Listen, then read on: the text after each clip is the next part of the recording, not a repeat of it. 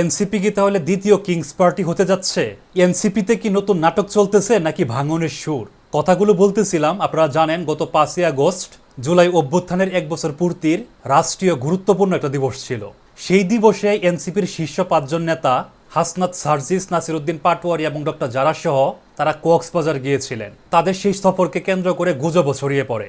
এমনও খবর চাওয়ার হয় এনসিপির শীর্ষ 5জন নেতা আমেরিকার সাবেক রাষ্ট্রদূত পিটার হাসের সঙ্গে বৈঠক করতে কক্সবাজার গিয়েছেন।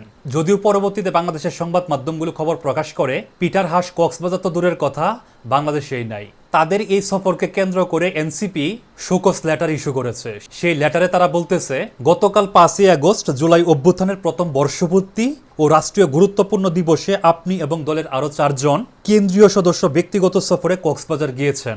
এই সফর সংক্রান্ত কোনো তথ্য কিংবা ব্যাখ্যা রাজনৈতিক পর্ষদ এর নিকট পূর্বে অবগত করা হয়নি। এমত অবস্থায় আপনাদের এই সফরের কারণ আগামী 24 ঘন্টার মধ্যে দলের আহ্বায়ক নাহিদ ইসলাম এবং দলের সদস্য সচিব আক্তার হোসেনের কাছে সশরীরে উপস্থিত হয়ে ব্যাখ্যা দিতে হবে। এখন এই যে প্রসেসটা, রাষ্ট্রের একটা গুরুত্বপূর্ণ দিবস জুলাই অভ্যুত্থানের 1 বছর পূর্তি, সেই অনুষ্ঠানে উপস্থিত না হয়ে দলের শীর্ষ 5 জন নেতা ব্যক্তিগত সফরে কক্সবাজার যাওয়াটা মোটেই কিন্তু সন্তোষজনক কিছু না।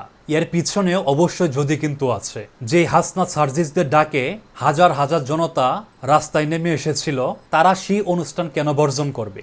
তারা সেই অনুষ্ঠান কেন বর্জন করে কক্সবাজারে রিল্যাক্স হইতে যাবে? তাহলে কি এনসিপিতে ভাঙনের সুদ দেখা দিছে?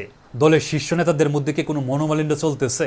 অনেক প্রশ্নই কিন্তু সামনে চলে আসে। এই হাসনাত সার্জিসরা যদি আজকে ব্যর্থ হয়, এই এনসিপি যদি আজকে ব্যর্থ হয়, তাহলে পুরো বাংলাদেশ ব্যর্থ হয়ে যাবে। যেসব মানুষ গত 5ই আগস্ট তাদের ডাকে রাস্তায় নেমে এসেছিল, সেই মানুষগুলো ব্যর্থ হয়ে যাবে।